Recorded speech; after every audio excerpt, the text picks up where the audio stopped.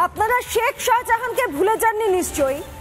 এই শেখ শাহজাহানের মদতে একের পর এক অনুপ্রবেশকারী এই বাংলার মাটিতে ঢুকেছে।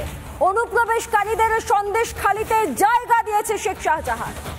বিষয়টি আরেকটু স্পষ্ট করি, গোসাবায় ধৃত এক অনুপ্রবেশকারীর মন্তব্য শেখ শাহজাহানের এই অনুপ্রবেশকারী ঢোকানো এবং যত্নে রাখা এই বিষয়টিকে জলের মতো পরিষ্কার করে দিচ্ছে। তৃণমূলেতে এবার শেখ শাহজাহানের আরো দৌড় বাড়বে, এমনটাই দাবি বিজেপি।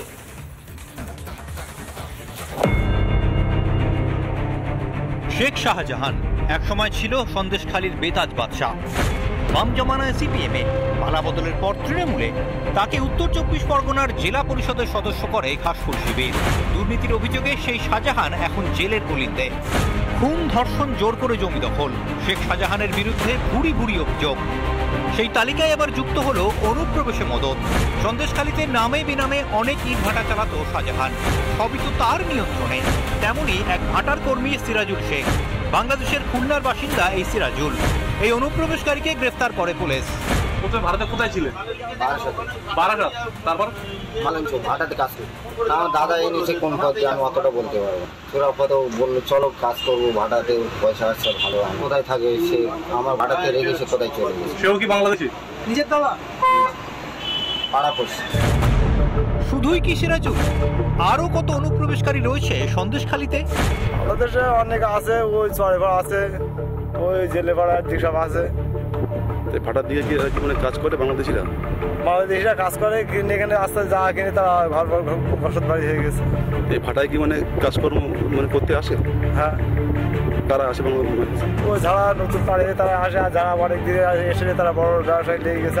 মমতা ব্যানার্জি এবারও বলবেন শাহজাহান নির্দোষ, শাহজাহান বাচ্চা ছেলে, সে কিছু জানে না। যে যত দোষী তার তত দাম বাড়বে। শেখ শাহজাহানের খুশি হওয়ার কথা, কারণ আজকের পরে শেখ শাহজাহানের দাম আরও বেড়ে গেল তৃণমূল কংগ্রেসে। সব কিছু 16 কলা পূর্ণ করলেই তো তৃণমূলে দাম বাড়ে না, সেটা আমরা বিভিন্ন ক্ষেত্রে দেখেছি। অনুব্রতর এখন চড়া দাম চলছে, উদয়ন ঘোষ পেছনে লাইনে আছে, এবং পরে এখন চলে এলেন প্রিয় আরেক ভাই শেখ শাহজাহান। বছরখানেক আগে সন্দেশখালীর বিজেপি নেতা প্রদীপ মণ্ডলকে খুন করে শাহজাহানের দলবল। সেই হামলাতেও বাংলাদেশি অনুপ্রবেশকারীরা জড়িত ছিল বলেই অভিযোগ। শাহজাহান বাহিনীরা, কাদের মোল্লারা পুরো অস্ত্র নিয়ে বোমাবাজি করতে করতে আমার বাড়ির মধ্যে 1-150 লোক নিয়ে ঢোকে এবং রোহিঙ্গা নিয়ে এসে সারা এলাকা ঘিরে রেখেছিল। আর এই পুলিশ প্রশাসন সামনে দাঁড়িয়ে দেখেছে। মৃত্যু যতক্ষণ না নিশ্চিত হয়েছে ততক্ষণ পর্যন্ত ওদের বাঁচানোর জন্য এক পারও যায়নি। অনুপ্রবেশে মদত দিয়েছে তৃণমূল, আর মদতদাতাদের মাথায় তুলেছে লক্ষ্য একটাই, ক্ষমতা চাই। তাই তোষণের সর্বোচ্চ সীমায় পৌঁছে গিয়েছে ঘাসফুল শিবির। জাতীয় নিরাপত্তার থেকেও কি তৃণমূলের পরম প্রিয় এই ভোট ব্যাংক? রিপাবলিক বাংলা।